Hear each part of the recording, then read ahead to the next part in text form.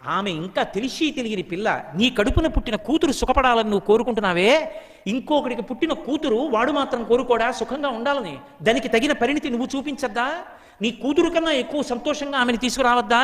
ఇంటి పేరు వదిలిపెట్టేసిందే, గోత్రం వదిలిపెట్టేసిందే, పిచ్చి పిల్ల అందరినీ వదిలిపెట్టేసిందే, కొడుకు చిటికిన వేలు పట్టుకుని నీ ఇంటికి వచ్చేసింది. తను కష్టపడి పునర్జన్మల నిద్దురంతా పోగొట్టుకుని పిల్లాన్ని కంటే ఎత్తుకుని తీసుకొచ్చి మామయ్య గారు మీ మనవడని నా చేతుల్లో పెట్టింది. నా ఇంటి పేరుకు మనవడు, నా వంశానికి మనవడు, నా మనవడు అంటున్నాను. ఆడపిల్ల తండ్రి పేరుకు పాపం నా మనవడన్నా ఆయన ఇంటి పేరు ఉందా, ఆయన గోత్రం ఉందా? నా ఇంటి పేరు నా గోత్రం. నా కోడలుగా అలా నిలబడిపోయిందే నా ఇంటి కోసం. నన్ను ఎవరైనా ఒక్క మాట అంటే నిన్నగాక మొన్న వచ్చిన పిల్ల మా మామయ్య గారిని అంటారా అని పొడి చేసుకుంటోందే. అంతటి ప్రేమైకమూర్తి.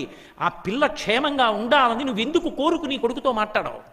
ఎందుకు బయట వాళ్ళతో మాట్లాడేటప్పుడు అమ్మ నాకు మంచి కోడలు వచ్చిందని ఒక్క మాట ఎందుకు అనలేవు?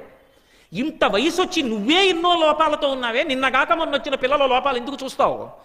నీ కూతురు అయితే దిద్దవా? పై పిల్లకి లోపం ఉంటే లోపల కూర్చోబెట్టుకుని నాన్న మన ఇంట్లో సంస్కారం ఇది, బంగారు తల్లి ఇలా ఉండరా నాన్న అని ఎందుకు చెప్పవు తండ్రిలా?